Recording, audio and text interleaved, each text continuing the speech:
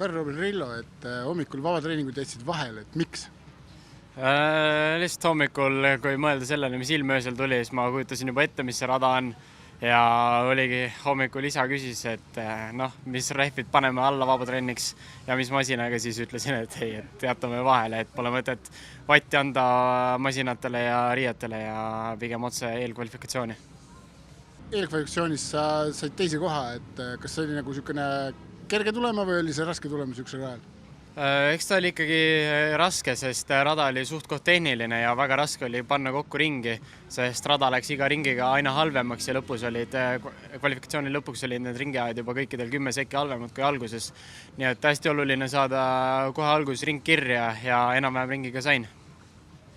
Kvalifikatsiooni stardis sul oli väga edukas ja lükkas ikka kohe Kevin Saare ja kohe kõik teised kõrvalt välja, ja said ka kohe sellest just nagu hästi minema, et oli see nagu taktikaline tõuge või kogemata juhtus?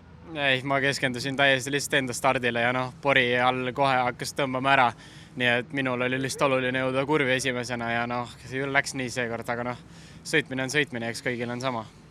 Sa pikalt hoidsid ka esikohta käes ja siis katkestasid, et mis see põhjus oli, miks su rajaäärde seisma jäid? Jah, kohe algus sain väga hästi esikohal minema ja suutsin teha enda sõitu niimoodi, et ringiajad olid ikkagi väga võimsad terve sõidu vältel ja vahe aina kasvas. Ja viimasel ringil siis esihammakal lõi kõik hambad lõi maha ja enam vedu järele ei olnud ja sinna ka sõit läks. Mis sul siis homsed plaanid on ka selles suhtes, kui sa 8. koha said, et kas see on nagu hea stardikoht?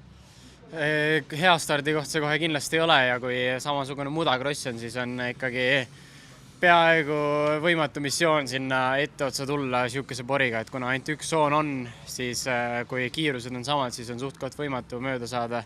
Nii et, aga üritan päästa, mis annab päästa ja eks näis, mis toob.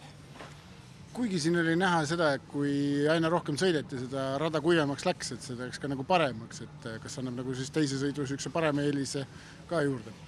Eks ta seda kindlasti, et mulle meeldivad raskemad rajad ja mingisuguse eelise ta kindlasti annab, aga loota tuleb lihtsalt, et hakatakse otsima uusi sooni ja sõidatakse ka teisi kuivasid sooni, et oleks möödumine ka võimalik ja eks siis saab näha, kuidas päev jookseb. Aga tänud sulle ja edu homseks! Aitäh!